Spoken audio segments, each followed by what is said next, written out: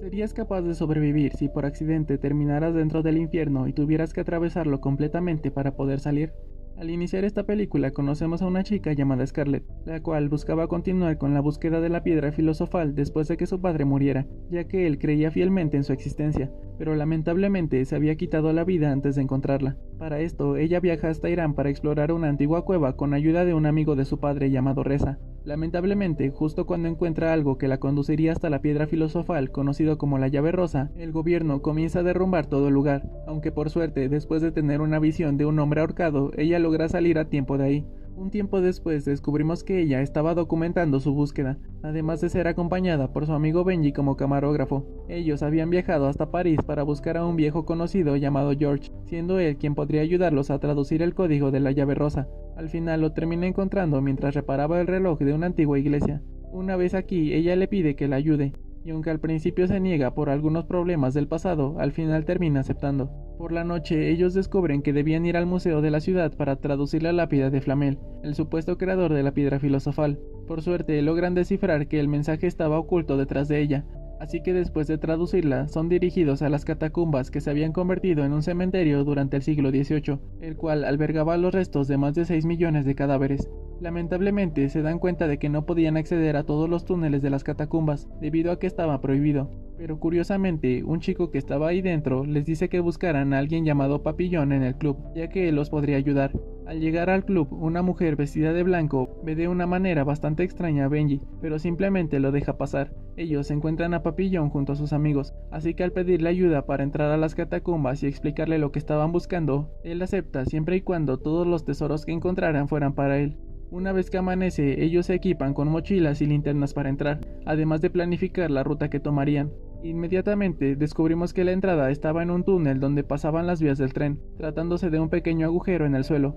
Por desgracia, a pesar de que George se rehúsa a ir con ellos por su claustrofobia, son encontrados por un policía, por lo cual se ve obligado a entrar junto con ellos para evitar ser arrestado. Una vez que están abajo y George se pone una linterna como los demás, Scarlett lo convence de acompañarlos, ya que no tenía otra opción. Después de caminar un rato por el camino que tenían planeado, se terminan encontrando con lo que parecía ser un ritual satánico, pero Papillón les explica que eso era algo relativamente normal, aunque Benji se da cuenta de que la mujer de antes estaba en ese lugar. Al seguir avanzando, surge un desacuerdo entre Scarlett y Papillón, ya que ella quería ir por el camino corto, a lo cual él le dice que nadie que hubiera ido por ese camino había regresado, por lo cual optan por tomar la ruta más larga, lo cual les tomaría unas horas más. Al comenzar a arrastrarse por el túnel repleto de huesos por el cual era necesario que cruzaran, Benji se queda atorado, por lo cual comienza a sentir miedo ya que ni siquiera podía moverse. Afortunadamente, después de calmarse, logra mover algunos huesos y sale justo antes de que el túnel se colapsara sobre él. Extrañamente, ellos terminan llegando al mismo lugar en el que se dividían ambos caminos, por lo cual Papillón les dice que eso era imposible, ya que él había estado ahí mucho antes. Por esta razón, Scarlett decide ir por el camino corto, aunque supuestamente fuera peligroso. Curiosamente, terminan encontrando un piano que era idéntico a uno que George tocaba junto a su hermano antes de que muriera ahogado sin que pudiera ayudarlo. Además, después de escuchar un teléfono, Scarlett decide contestarlo, escuchando en él la voz de su padre, del cual no contestó las llamadas antes de que se quitara la vida. A pesar de esto, su atención se desvía una vez que encuentran a un chico que ellos conocían como el Topo, ya que había desaparecido hace mucho tiempo en esas catacumbas sin que alguien supiera algo de él. Él les dice que lo sigan para poder llevarlos hasta la salida, aunque cabe resaltar que actuaba de una manera muy extraña. Después de bajar por un túnel en el cual Benji se lastima las manos con las cuerdas, llegan hasta un canal de agua bastante profundo, siendo aquí donde un niño aparece de repente, pudiendo tratarse del hermano de George. Un poco más adelante se encuentran con un problema, ya que para seguir avanzando deben retirar una piedra de la pared, la cual simbolizaba una especie de llave que abriría el camino, pero de lo contrario, si quitaban la piedra incorrecta, toda la estructura caería sobre ellos. Afortunadamente, Scarlett y George logran descifrarlo y quitan la piedra correcta, logrando desbloquear un túnel por el cual todos pasan. Es del otro lado donde terminan encontrando lo que parecía ser el cadáver de Flamel, pero su cuerpo estaba bastante conservado para el tiempo que llevaba en ese lugar. A pesar de esto, después de estudiar las traducciones de las paredes, Scarlett descubre que debían pasar a través de un canal de agua que los conduciría hasta el otro lado de la habitación. Una vez que ella cruza, George se preocupa al no saber si estaba bien, por lo cual entran para poder ir con ella, viendo que aparentemente habían llegado hasta la piedra filosofal. Una vez que los demás también cruzan, se emocionan al ver los tesoros que estaban tras una reja de metal.